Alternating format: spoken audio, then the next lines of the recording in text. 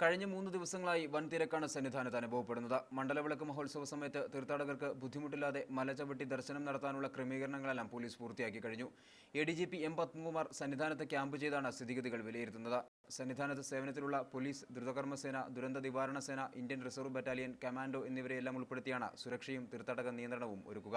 ആവശ്യമെങ്കിൽ സന്നിധാനത്തെത്തിക്കാൻ മണിയാർ ക്യാമ്പിലെ പോലീസുകാരെയും തയ്യാറാക്കിയിട്ടുണ്ട്. തങ്കഅങ്കി ഘോഷയാത്ര സന്നിധാനത്തെത്തുന്ന 26-ന് തീർത്ഥാടകർക്ക് മലയും 18ാം പടിയും കയറുന്നതിന് നിയന്ത്രണവും ഏർപ്പെടുത്തി. അന്നേ ദിവസം ഉച്ചയ്ക്ക് 2 മണിക്ക് ശേഷം, ഉച്ചപൂജയ്ക്ക് ശേഷം ആരെയും 18ാം പടി ചവിട്ടാൻ അനുവദിക്കില്ല. ആ സമയത്ത് 18ാം പടിയും സോപാനവും തിരുമുറ്റവും എല്ലാം കഴുകി വൃത്തിയാക്കുന്ന സമയമാണ്. അപ്പോൾ അതിനുശേഷം ദീപാരാധനയ്ക്ക് ശേഷം മാത്രമേ ആ 18ാം പടി ചവിട്ടാൻ അനുവദിക്കുകയുള്ളൂ. തിരക്ക് വർദ്ധിച്ചതോടെ പമ്പ മുതൽ സന്നിധാനം വരെ 30ഓളം സെഗ്മെന്റുകളാക്കി തിരിച്ചാണ് തീർത്ഥാടകരെ നിയന്ത്രിക്കുന്നത്. കഴിഞ്ഞ ദിവസം അപകടമുണ്ടായ യു-ടേണിന് സമീപത്ത് കൂടുതൽ പോലീസുകാരെ വിന്യസിച്ചു. അപകടമുണ്ടായത് പോലീസിന്റെ വീഴ്ചയാണെന്ന് ADGP പറഞ്ഞു. ഇതുകൊണ്ടുതന്നെ അപകടം നടക്കുമ്പോൾ യു-ടേണിൽ സേവനത്തിലുണ്ടായിരുന്ന പോലീസുകാരെ അവിടെ നിന്നും മാറ്റി.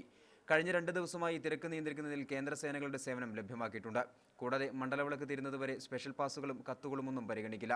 വെർച്വൽ വരിയിലെത്തുന്ന തീർത്ഥാടകരും നടപ്പന്തലിൽ വെച്ച് പ്രധാന വരിയിലേക്ക് കയറി ദർശനം നടത്തുന്ന വിധത്തിലാണ് ക്രമീകരണങ്ങൾ ഏർപ്പെടുത്തിയിട്ടുള്ളത്. മീഡിയ 1 സന്നിധാനം.